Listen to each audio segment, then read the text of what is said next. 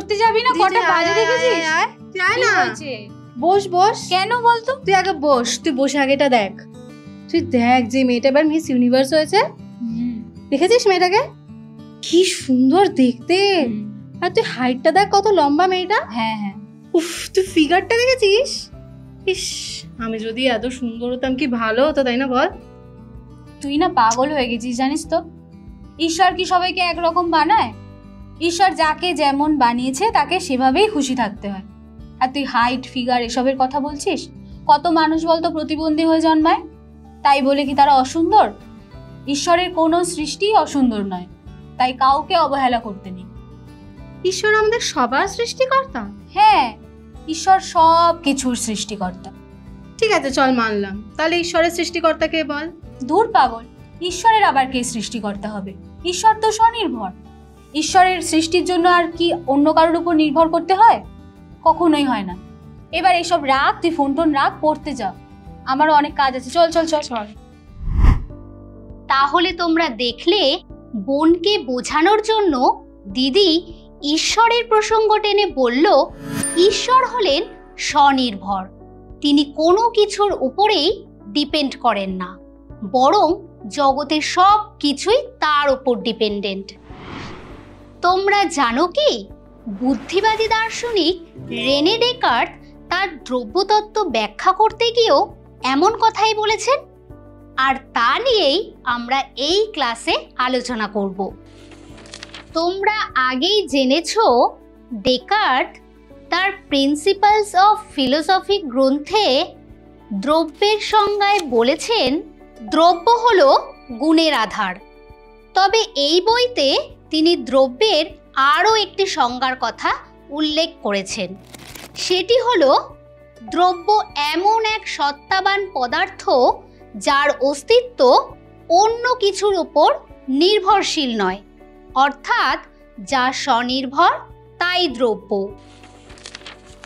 তার মানে আমরা তাকেই দ্রব্য বলবো যা আত্মনির্ভরশীল, যাকে অন্যের ওপর ডিপেন্ড করতে হয় না, তাই তো? এ তো গেল দ্রব্যের সংজ্ঞা। এবার তাহলে চলো দেখে নিই ডেকার্ট দ্রব্যের প্রকারভেদ কিভাবে করেছেন। ডেকার্ট বলেন, দ্রব্য দুই প্রকার, নিরপেক্ষ দ্রব্য এবং সাপেক্ষ দ্রব্য।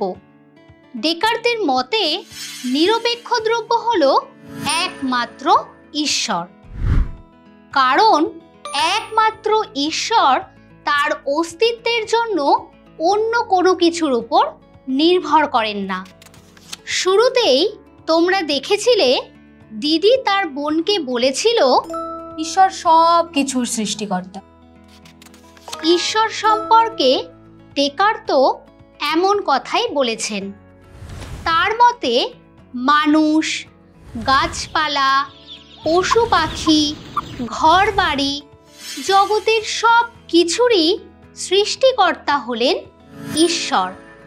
আর এগুলিকে ডেকার্ট সৃজনশীল দ্রব্য বলেছেন। এই সৃজনশীল দ্রব্যগুলি হলো সাপেক্ষ দ্রব্য। কেন এগুলিকে সাপেক্ষ দ্রব্য বলা হয়েছে তা নিশ্চয়ই বুঝতে পেরেছ। হ্যাঁ, কারণ এগুলি তার নিজের অস্তিত্বের জন্য ঈশ্বরের ওপর নির্ভরশীল হয়। এই সাপেক্ষ দ্রব্য আবার দুই প্রকার। একটি হলো জড়দ্রব্য, যার বিস্তৃতি আছে কিন্তু চেতনা নেই, আর অপরটি হলো মন বা আত্মা, যার চেতনা আছে কিন্তু বিস্তৃতি নেই। তাহলে আমরা দেখলাম যে ডেকার্ট মোট তিনটি দ্রব্য স্বীকার করেছেন: ঈশ্বর, জড় ও মন। এক্ষেত্রে তোমাদের একটা কথা বলে রাখি, ডেকার্টের দ্রব্যতত্ত্ব পড়ার সময় একটা বিষয় মনে রাখবে, দ্রব্যের প্রকার আর দ্রব্যের সংখ্যা কিন্তু সম্পূর্ণ আলাদা। ডেকার্টের মতে দ্রব্যের প্রকার হলো দুটি, যা তোমরা একটু আগেই দেখলে, নিরপেক্ষ এবং সাপেক্ষ দ্রব্য। আর দ্রব্যের সংখ্যা 3টি: ঈশ্বর, জড় এবং মন।